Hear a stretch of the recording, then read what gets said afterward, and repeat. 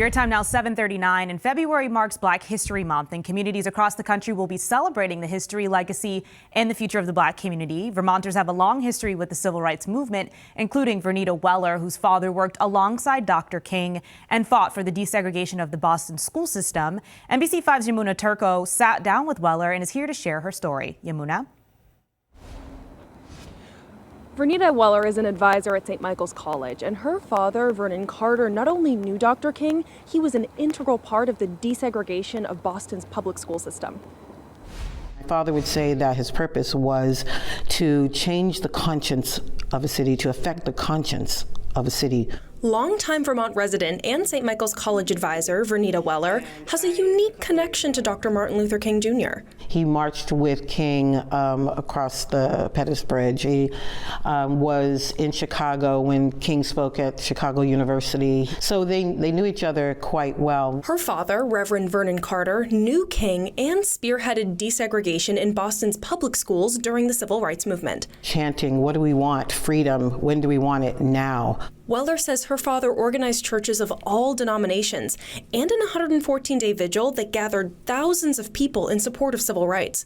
These efforts led to the racial imbalance law and the desegregation of Boston's public schools. There were just so many different events that occurred around attacks on him and on others, but also an incredible amount of unity. And even though she was very young, Weller says her mother, her sister, and herself were at many of these events. I was there at a very, very, very young age. My sister, my mother walked with my father during those times. Seeing her father's work motivates the work she does today with St. Michael's College as an advisor and a coordinator for MLK Day and Black History Month events, promoting Dr. King's message of a beloved community. To be in beloved community means to be vulnerable. It means to be authentic. It means to open wide your arms and to embrace someone and bring them into the area of your heart. Which she says encourages conversation, understanding, and vulnerability that celebrates our humanity.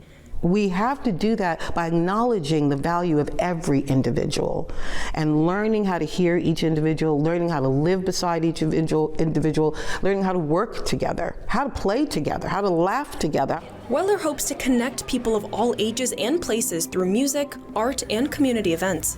The high school students began to introduce themselves to each other and then decided maybe we should do something together.